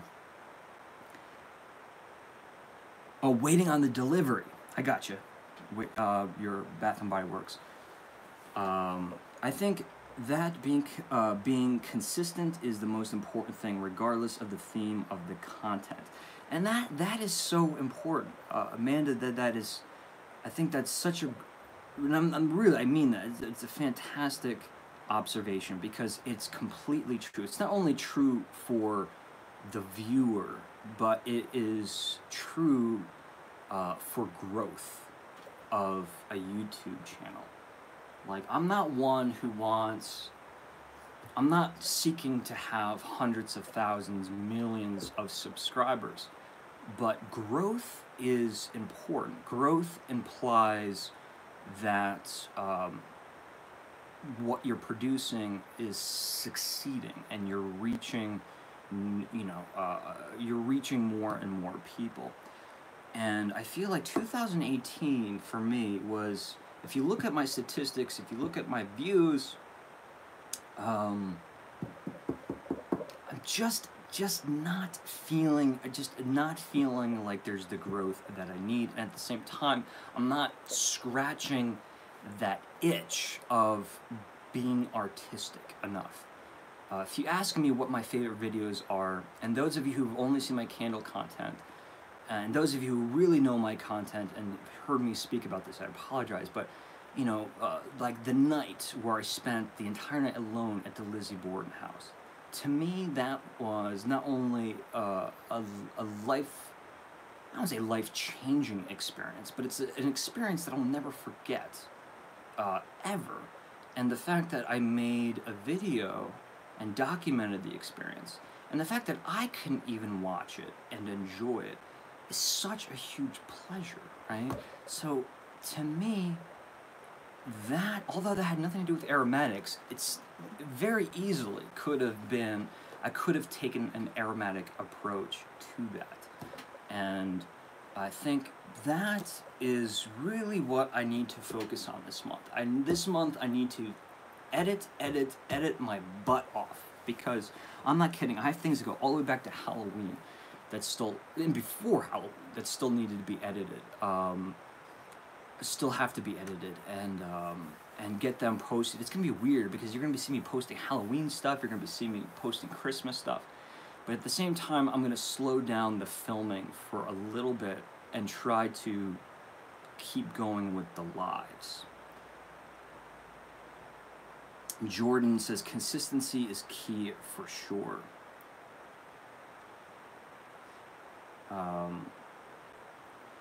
And And top part and base is follow your passion, success will come. Yeah, you know, it's that's really what it is that's great observation too, and great advice. It's what is that noise? Do you guys hear that noise? One of my candles is making a very scary noise. I'm just hoping nothing's on fire. I just want to make sure that I'm, yeah, see, I mean, right here, I mean, you guys, you have no I don't know if you guys understand, like, how much this kills me. Of course, it's a huge compliment, but it makes me yearn for what could be. Rhonda Toy says, I love that video. I also love the Sleepy Hollow video. Like, you guys have any idea how much fun I had making that Sleepy Hollow video and how much time I put into it? And that was like during the really early days when I was just using a cell phone. I was using a cell phone, and that's it. Where now I have so many other tools, resources. You know, I have decent microphones, decent cameras, decent lenses, where I can be really producing higher quality videos. And I just don't feel like in 2018 I put my best foot forward as far as where I want to reach as far as creativity goes. I'll be honest, I've thought about changing the name of the channel, the Candle Enthusiast. I don't know if that will ever happen.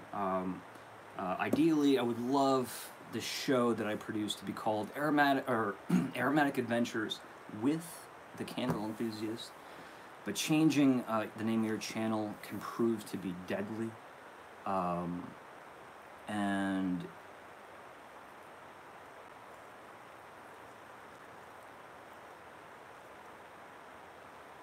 email Ghost Adventures. Maybe Zach needs a camera guy. I'm not familiar with Ghost Adventures, but yeah, I don't necessarily want to be making ghost shows. I stayed in the Lizzie Borden house, no ghosts. So you know, how do I top that? How do I top? And I did it alone. So I think what the challenge aspect of the Lizzie Borden show is what I really enjoyed.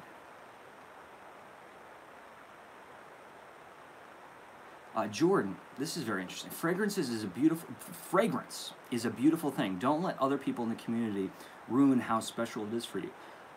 Here's the thing, Jordan. Yes, I've heard other people. I don't know how you would classify or reference it, as far as what if they're being negative or if they're so on and so forth. I just this community thing. I don't know what it is. People always talk about it.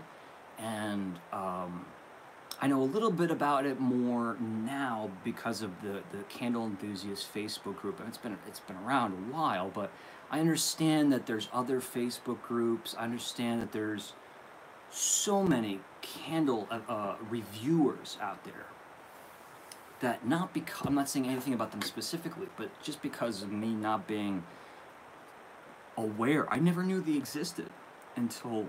Some of them, a lot of them, I've never even watched their videos yet. It's just not something I do personally. I always felt like I was doing something unique. And then come to find there's other people out there doing it. So I just kind of, in the early days, just make sure that I was tweaking what I was doing to make sure that I was looking at candles in a different way. Make sure that I was doing it different. And you know, now when I watch, and I don't watch them often, but when I watch candle reviews, I see a lot more people talking about doing more of the sensory evaluation, which is, you know, a lot of, it smells like this. I even saw, there was a commercial, somebody, I think Nikki from Washington Wicks sent me, there was a commercial, and I think it was like some insurance company, but they showed like this guy who worked on Wall Street, and he's smelling a candle as if he was smelling a wine and being like really pretentious about it. And I'm like, wow, that's totally me. I'm not the Wall Street part, but being, you know, smelling he's smelling the candle being pretentious. I think, you know, that really wasn't, you know, there was a lot of, ooh, this candle smells nice, it smells really good, it smells like what's on the label, let's check out the fragrance notes, but I feel like, what I always kind of feel like I have to keep pushing myself further, because the more I do my thing, I think, I don't know, it feels very pretentious of me to say that I've rubbed off on people. I wouldn't want to say that. Or maybe just more people like me are popping up now. But, you know, I used the word review, and then I stopped using it, and I started using analysis, and then people started using the word analysis, so I changed to in-depth analysis on my videos, and then people started using the word in-depth analysis, and then I changed it to evaluation. And then, of course, nobody searches the word evaluation when they're talking about candles. So it's I'm trying to keep my candle content original, and I think all of what I'm trying to say here, long story short, is that I think I've just gotten to the point where it's like I need to change so much, where I need to just get up out of my chair, get in the car, travel, and bring candle content to the next level, while also producing a show that will attract other people other than just the folks who love candles. Because I feel like there's a large part of the growth of my channel that's being stifled because the word candle is in there, and not everyone understands how we feel about candles. Some people just don't care. I'll be walking around the Yankee Candle Village, and a guy walked right by me, had a camera in my face. He knew I was filming something, and he said it in a way where he wanted me to hear it, but he was saying it to his wife. He walked by me and my camera. He addressed it to his wife, but he definitely wanted me to hear it. He said, all of these candles are giving me headaches. A headache. All these candles are giving me a headache. And he just needed to share that I don't get why you're so into this. He needed to just put that bug in my ear. And instead of, you know, me trying to, you know, force someone like that to enjoy a candle, I'd rather just make broader content that includes candles. So we can grow, the audience can grow, and there's just more content for a large array of people. But Amanda's point, going way back, consistency in the content is super important. I agree. And I think that's where I've been as far as decision making for a long time. What do I do? Do I create a third channel? Do I change the name of the channel? Do I just pick one path and stick to that? These are all things that I have to figure out. And I've been given great advice from wonderful people, wonderful friends, wonderful family members. Everybody has given me great advice. But ultimately, I need to decide what I want to do for myself. So looking forward, where have I been? Where will I be? I have been filming. I will be editing. I will be doing lives. But 2019, I'm really setting the bar high for myself. And I'm really trying to focus more on producing great content. Kind of think of it as building a portfolio of work, rather than, you know, beating myself up. I gotta get a video out every 3 days. I gotta get a video out every week.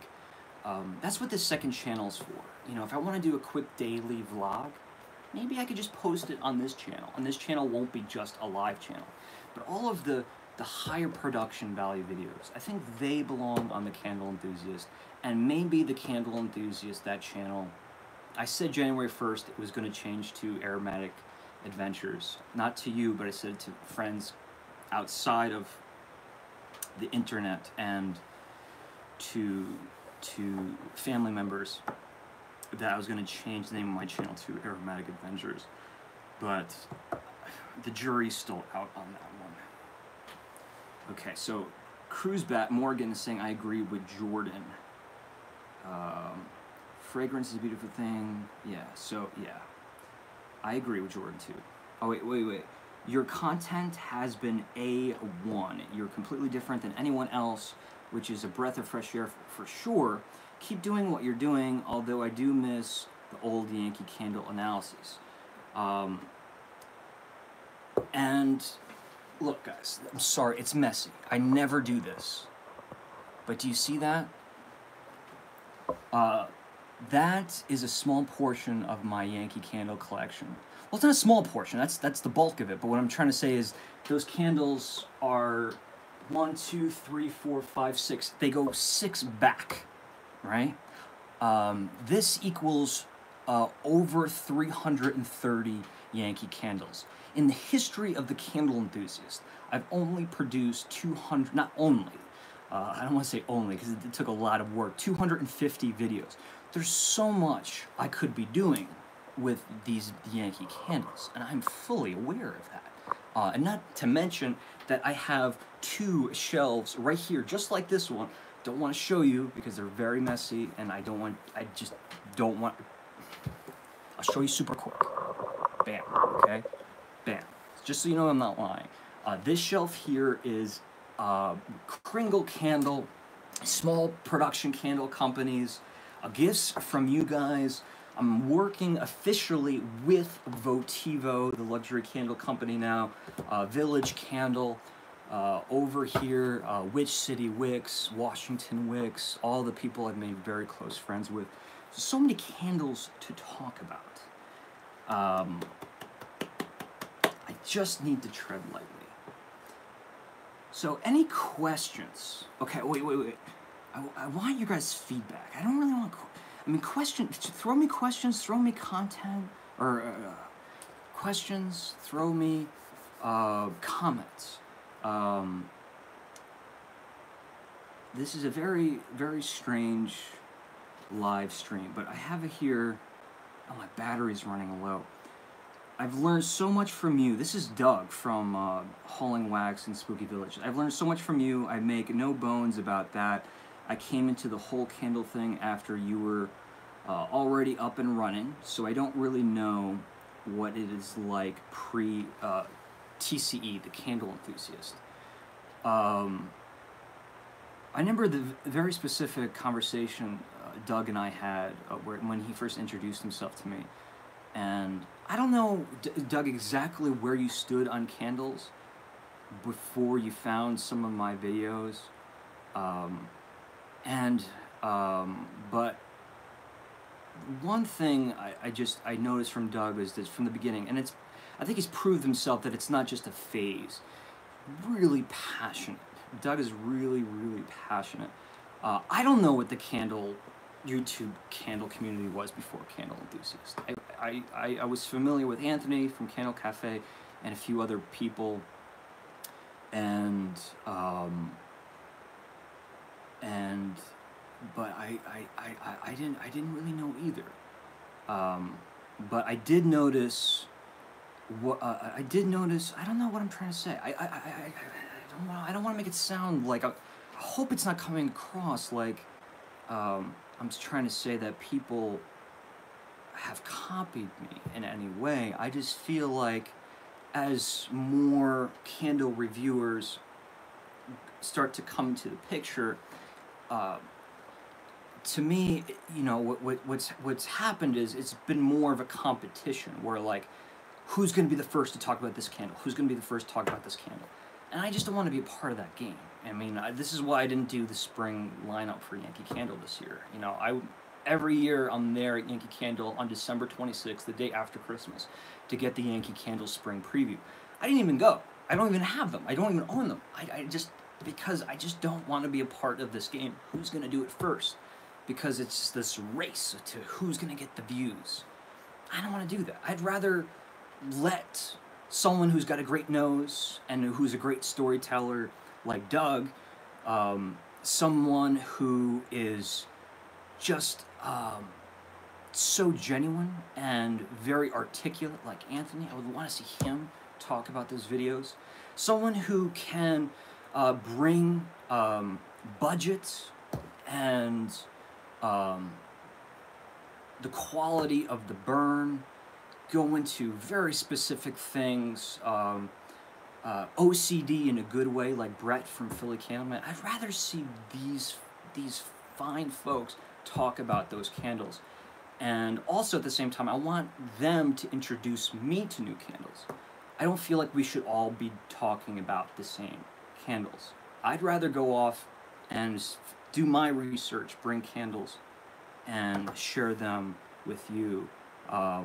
And so if in any way, if it sounded like I have some kind of animosity for other candle reviewers, please don't take it that way. And especially someone like Doug. So what's the news about Witch City Wicks? What is the news? The news, Witch City Wicks, the box set did well. It was limited to 50. I don't think it's sold out. I mean, it's still available, but I can't imagine there's many left. So if you go to the Witch City Wicks website, just type in Candle Enthusiast in the search bar. Please, I think it's a great box. I think the only problem is you're not really getting a discount. That we had a promotional code early in December, but you're not really getting a discount. It's just a box that I've selected the fragrances. It does come with a few little extras, but the news is now that Liz is starting, you know, her busy season's over. She gets a little bit of a spike during Valentine's Day, but really this is the down season for her. And when I say down, I don't mean like she's not doing anything. I mean, she still has a shop to run. She's working on not expansion, but, you know, making sure she's prepared for next year. She had a lot of problems with selling out this year, so, you know, she's taking precautions there.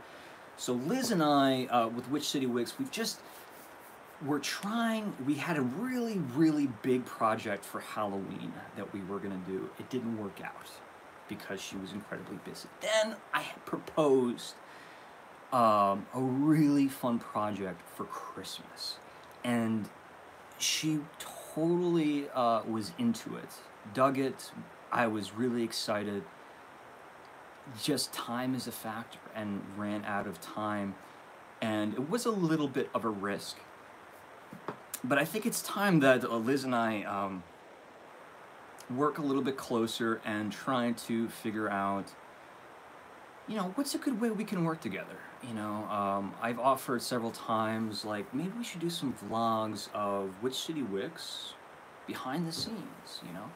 Show what day-to-day operations are like for a small, handcrafted, small batch candle company. And what's really cool about Liz is she's got two wonderful sisters who also live in Salem. One of them, who has a shop adjoining hers, it's a salon. I think that's the right term. Moon Baby is the name of the store. So you have these three sisters who are just like the fantastic example of like three sisters who get along. They're all Salem girls, and they're all artists. So I'm like, wow, that's a really good, like, they would be a perfect example of like a great reality show with a great backdrop. So I said, you know, if I propose things like that to her, you know, if there's some interesting take we could do there. Working on candle projects, collaborative projects has always been a big goal. I think when it comes to Witch City Wicks, Liz and I will always be friends, but we need to, I think I need to get up there, and we need to sit down with a large pot of coffee and have a conversation about what we can do for 2019. Horror Queen Laura, I'm burning church right now. Witch City Wicks church right now.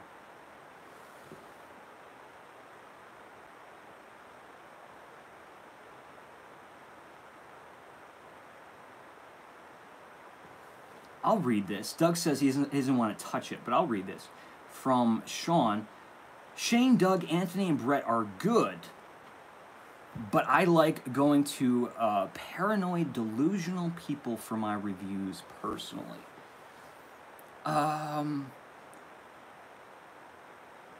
For entertainment purposes, Sean, I'm not disagreeing with you. And it is kind of fun. It's funny. I don't want to make fun of delusional people, but is that for entertainment purposes?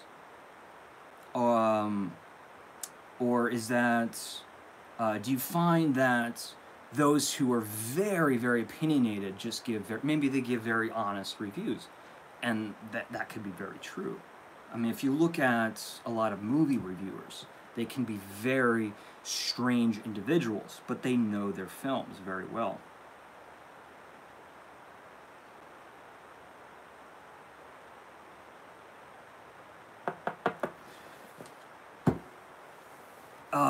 And Eric says, you're Freudian slipping on my name. I am, and it's because you've changed your YouTube name. Didn't it used to have Eric in it? I don't know what it is. But you ever just call some people by the wrong name and you can't change it?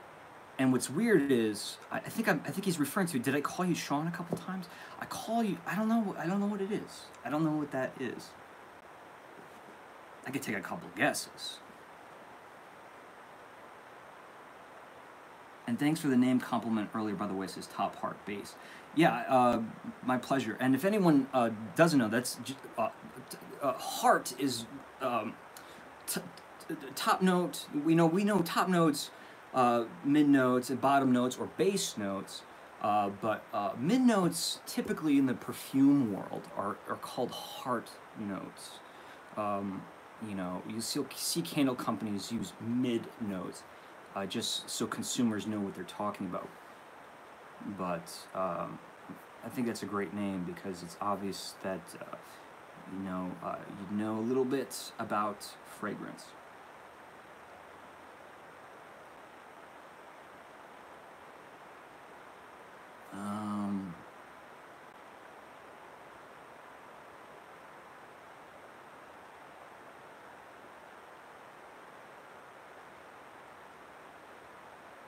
It's going to South Boston.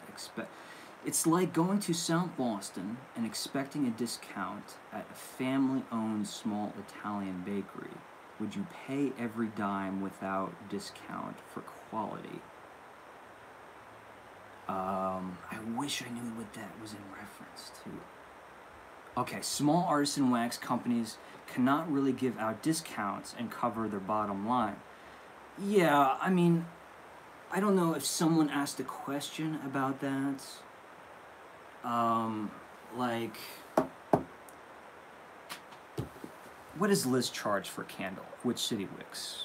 Or let's include everybody that we know. Leslie Petybridge, or Silver Moon, her company, or Washington Wigs, Get Fictional. They charge, I don't know how much they charge, but they're within a dollar or two, right? But you're paying for, God, it's the same thing with wine. I would have to explain this every day. Sometimes you're paying an extra few dollars because there's not as much to go around. There's a scarcity to these items. You saw how fast Witch City Wigs sold out. But also, when you're not producing by the thousands and thousands and thousands, yeah, these people need to make a living. My brother had rented three storefronts in Salem, and that's not inexpensive. And Witch City Wigs has a prime spot right on Essex Street. I can only imagine what she's paying per month for that store. So even if you are spending a couple dollars more, it's just, yeah, to me it's just like, you gotta support these small artists. Otherwise, the market is gonna be saturated by low quality, $6 candles, and we want to see the candle industry grow. So again, so you may not be able to buy every single candle on the website or in the store, but spending an extra $1 or $2 for the small candle companies, it's just to be expected. And when it comes down to it, you think about the prices. I'll pick on Yankee Candle, and I'll pick on Kringle Candle for a second. Now, big difference between the two companies, but both are charging a premium price for their production level. Yankee Candles you can always get for half off because coupons, but Kringle you can't. But they technically fall into that affordable luxury candle demographic. So they're not quite luxury candles, but they're more luxurious than, say, something like Yankee. So they come at more of a premium cost. And then someone like Votivo, you're spending a very big price, but you're getting such high quality ingredients and a high quality product, in my opinion.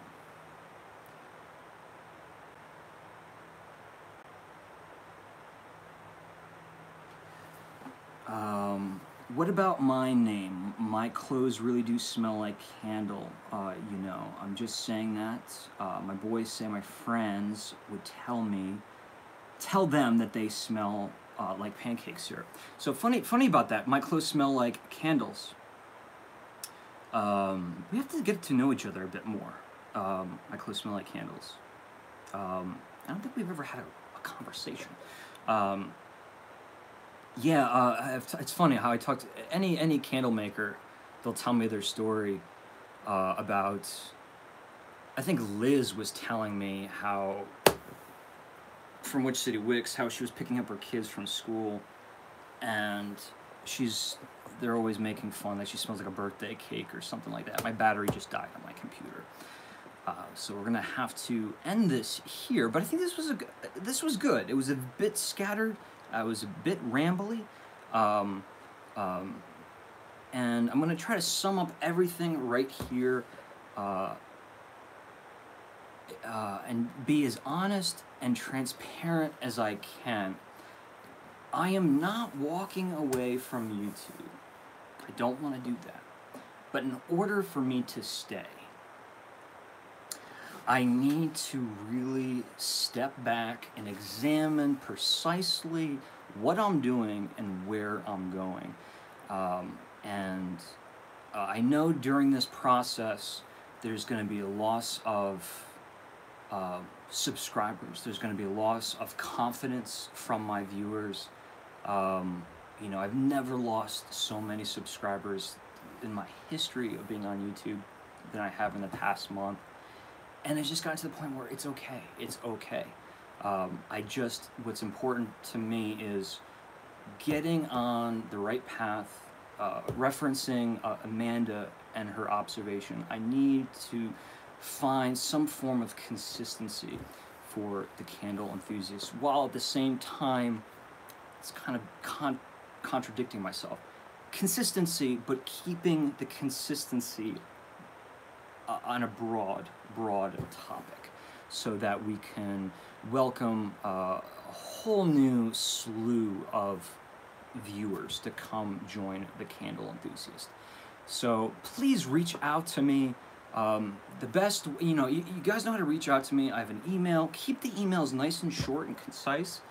It's a better chance you'll get an answer from me, because my inbox gets really filled up, and I would love to answer each and every one, but sometimes it gets really difficult.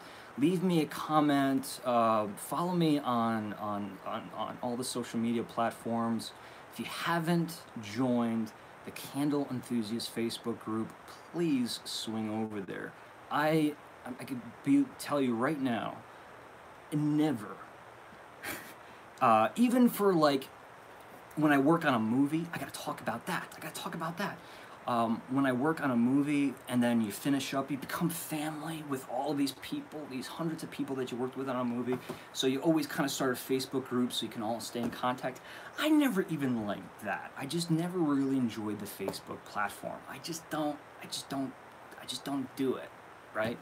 But having the Candle Enthusiast Facebook fan group, and it's not because I'm associated with it, it's just because I think it's really been an eye-opening experience seeing how all of the really beautiful people, talented people, insightful people can bring what they can bring into the conversation. So the conversations in the Facebook group, they're interesting. I mean, they range from music to movies to candles.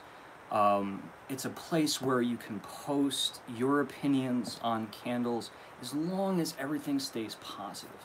So please go over to the Candle Enthusiast Facebook fan group, ask to join, and as long as you can understand that this is a family-friendly space where sometimes there's kids as young as 6 years old going through the comments, we'd be happy to have you, and a big shout out to all the moderators and administrators.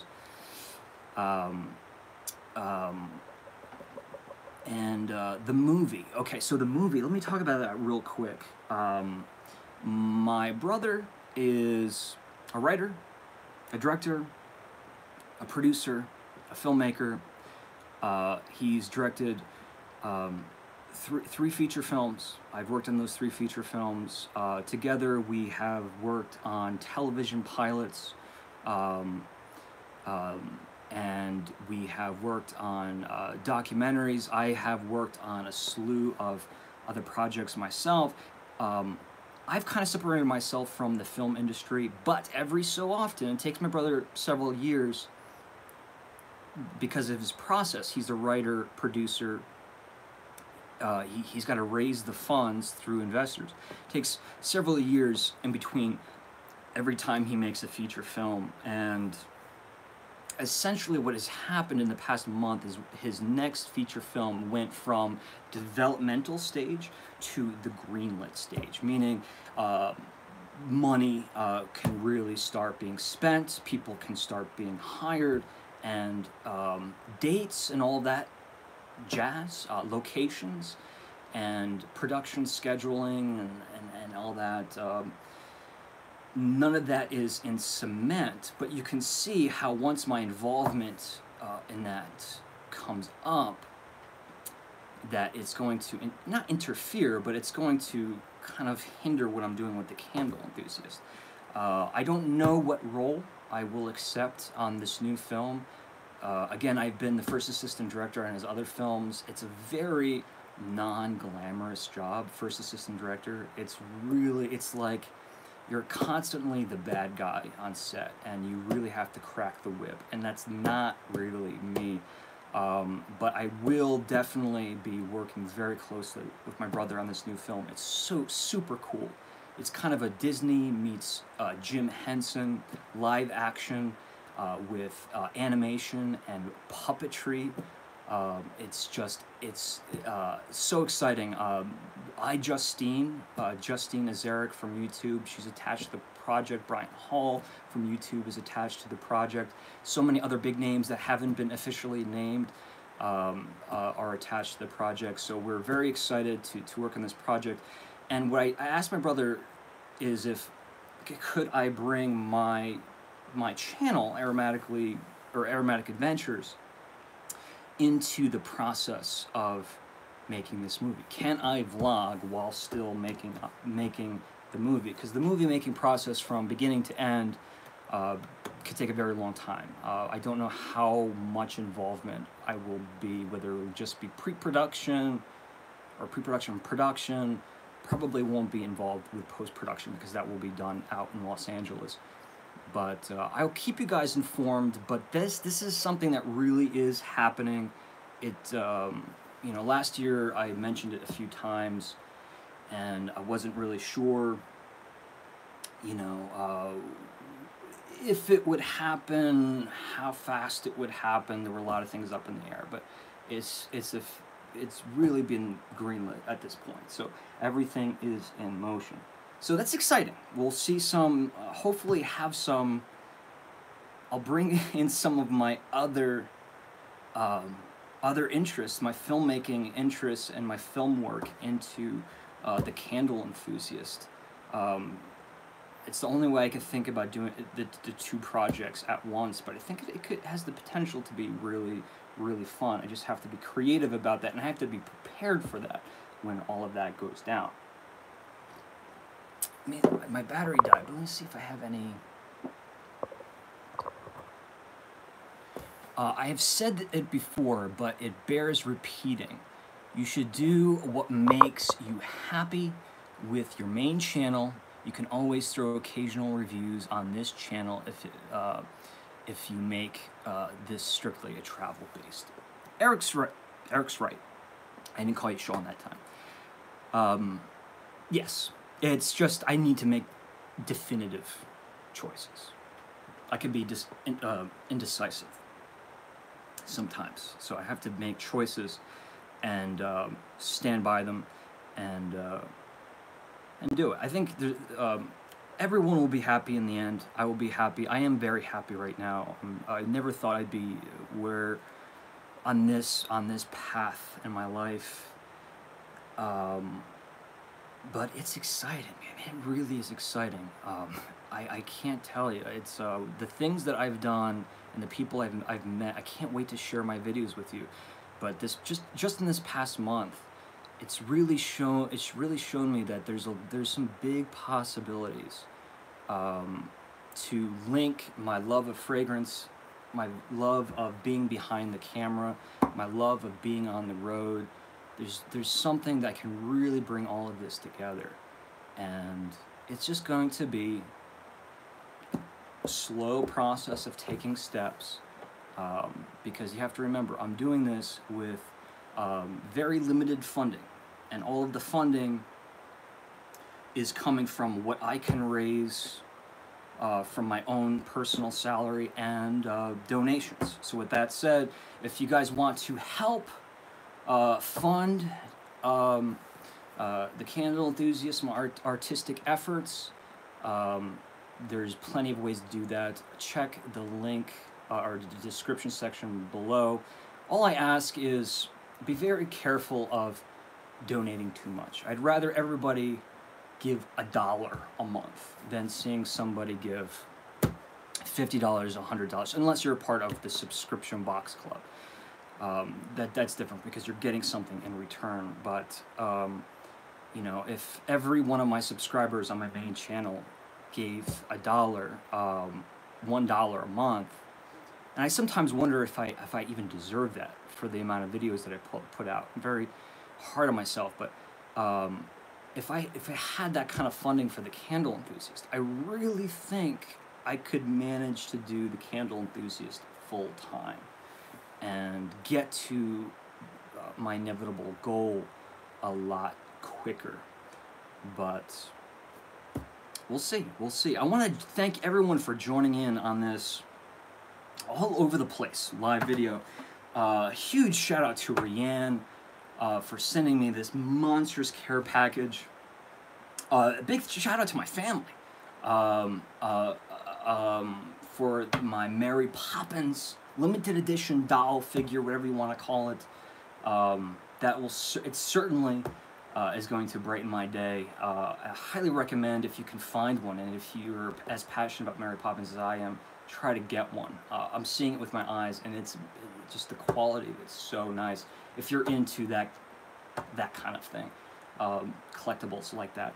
And a huge shout out for everyone joining in today, and Eric for coming up with the wonderful stories of why I was absent, whenever I'm absent on Sunday. Good things to come. Just bear with me this month. Bear with me this month.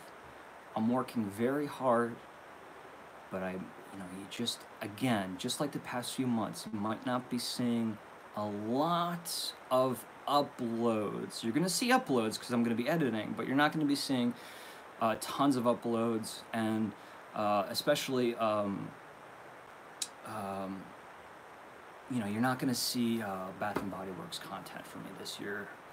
I mean, I never really did Bath & Body Works content, and I probably won't be doing Yankee Candle for a little bit. Have a lot of other candles to highlight before I get to that. But then once we hit February, once we hit March, hopefully the website will be up and running. We'll have an agenda in stone, or at least a nice tangible schedule that looks real and plausible, and it's going to be an exciting year, 2019. It's going to be a very, very exciting year, and I'm glad to have you all with me for this path that I have chosen here. You guys are kind of joining me on this.